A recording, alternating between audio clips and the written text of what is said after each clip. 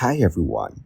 In this video, we will show you how to get a void check in the TD app.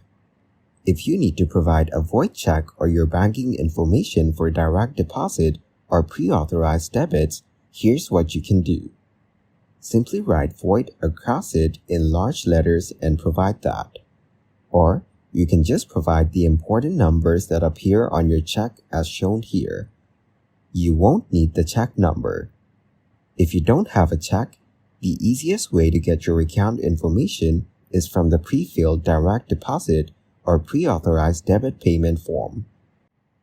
This form pre-fills with your account's 5-digit transit number, 3-digit financial institution number, and 7-digit account number, and can be used in place of a void check. To get your direct deposit information in EasyWeb, select the account you want to direct deposit information for. Then, select the Manage tab and select the Direct Deposit Form PDF link on the right side of the page. Adobe Reader must be installed to view this document.